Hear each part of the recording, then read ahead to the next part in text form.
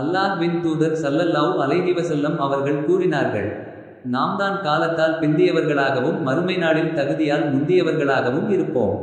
எனினும் யூத கிறிஸ்தவரான அவர்கள் நமக்கு முன்பே வேதம் அருளப்பெற்றார்கள்.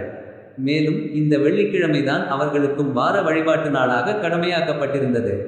ஆனால் அவர்கள் இந்த நாளை வார வழிபாட்டு நாளாக ஏற்றுக்கொள்வதில் கருத்து வேறுபாடு கொண்டனர். ஆகவே அல்லாஹ் நமக்கு இந்த நாளை அறிவித்தான். இதில் மக்கள் அனைவரும் நம்மை பின்தொடர்பவர்களாகவே உள்ளனர். எவ்வாறெனில், வெள்ளிக்கிழமை நமது வார வழிபாட்டு நாள் என்றால் நாளை சனிக்கிழமை யூதர்களின் வழிபாட்டு நாளாகும், மறுநாள் ஞாயிற்றுக்கிழமை கிறிஸ்தவர்களின் வழிபாட்டு நாளாகும். இதை அபூ ஹுரைரா ரலியல்லாஹு அன்ஹு அவர்கள் அறிவிக்கிறார்கள்.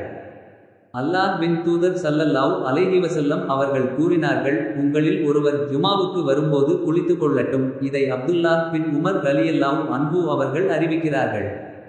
அப்துல்லாஹ் பின் உமர் ரலியல்லாஹு அன்ஹு அவர்கள் கூறியதாவது, கலீஃபா உமர் பின் அல்-ஹத்தாப் ரலியல்லாஹு அன்ஹு அவர்கள் வெள்ளிக்கிழமை சொற்பொழிவு மேடை, அதாவது மிம்பர் மீது நின்று உரையாற்றிக் கொண்டிருக்கும் போது, இஸ்லாத்தில் முன்னவர்களான முஹாஜிர்களில் ஒரு நபித்தோழர் உள்ளே வந்தார்.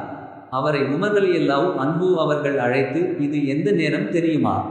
ஏன் இவ்வளவு தாமதம் என்று கேட்டார்கள். அதற்கு அவர், நான் அலுவலில் மூழ்கிவிட்டேன். தொழுகை அறிவிப்பை கேட்ட பிறகுதான் நான் என் வீட்டிற்கே திரும்பினேன். ஆகவே அங்க தூய்மை, அதாவது உலு மட்டும் செய்துவிட்டு நான் விரைந்து வருகிறேன் என்று கூறினார். அதற்கு உமர் ரலியல்லாஹு அன்ஹு அவர்கள், தாமதமாக வந்ததுடன் உலு மட்டும்தானா, குளிக்கவில்லையா? அல்லாஹ்வின் தூதர் ஸல்லல்லாஹு அலைஹி வஸல்லம் அவர்கள் ஜுமாவுக்காக குளிக்குமாறு கட்டளையிட்டு வந்ததை நீங்கள் நன்கு அறிவீர்களே என்று கேட்டார்கள்.